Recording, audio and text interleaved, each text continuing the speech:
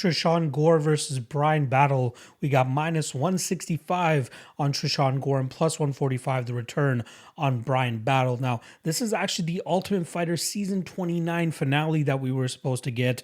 Unfortunately, Trishan Gore was forced to pull out of his fight back in August of last year, and that's where we saw Brian Battle pick up his win and ultimately become the Tough 29 champion, however you want to call it, where he was able to dispatch of Gilbert Urbina, who was actually eliminated by Trishan Gore. So now we're finally getting the finale. We should, probably bring out the bells and whistles and the trophy once again, as this is truly the final that we were supposed to get, and it's an intriguing matchup. Trishan Gore is still very young in his MMA career. I'm surprised that he's the favorite, and I'm surprised the line is continuing to balloon up in his favor. The guy has a pretty, quick jab, a very good jab, actually, I should say. He's very fast with his hands, and I think he's going to have an obvious speed advantage in this fight. He has a great head kick as well, and he has some decent power, and he'll probably have the advantage in terms of speed and power in this fight. But everywhere else, I think that Brian Battle is better, right? Battle seems to have a pretty good chin. He seems to take a shot pretty well and seems to bounce back as well. We saw it show off in that Gilbert Urbina fight where the beginning didn't really work out the best for him, but halfway through that first round, he was able to flip the script and get the fight back into his realm. Most of Trishan Gore's fights, it's kind of hard to truly see how skilled he is. It seems like his opponents more often than not just allow him to lead the dance. There's a couple fights where you see him literally for the 15 or 10 minutes that the fight is going on, that the opponents allow him to kind of just dictate the range and dictate the pace and dictate the distance at which they're going to be fighting at. I don't think that Brian Battle will allow him to do that.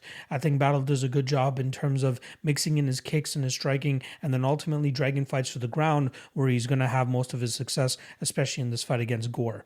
We haven't really seen Gore tested too much in the grappling, right? We saw, I believe it was Ryder Newman try to go for takedowns. That wasn't super successful. Gilbert Urbina didn't really have too much success either.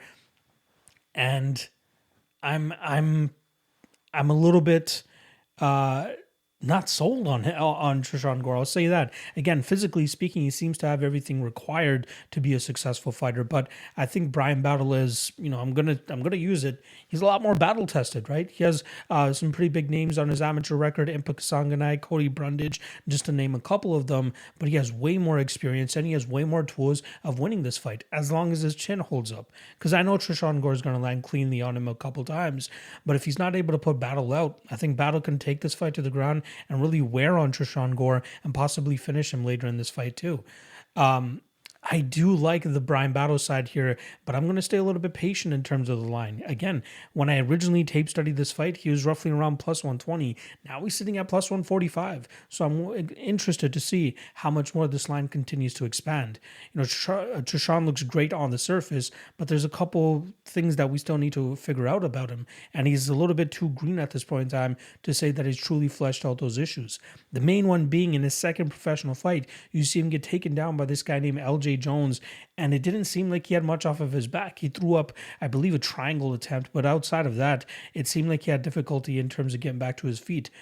Luckily for him, as soon as that round ended, his opponent LJ Jones gets back to his feet, and it seems like he has some sort of knee injury, and they ultimately call off the fight there. So I know Gore, has some solid training partners. Obviously has a good coaching system as well, considering he's training out of American Top Team in Georgia, which is actually headed by Douglas and Diego Lima. But I like what I see from Brian Battle, and I think he actually deserves to be the slight favorite in this spot. So I'm going to be going with Brian Battle here. No official play on him yet, but I'm going to see where this line starts to cap off at, and then I'll likely pull the trigger at that point. So I'm going to go Brian Battle, and I think he gets it done inside the distance. I think he gets Trishan Gore there. Let's call it third round TKO.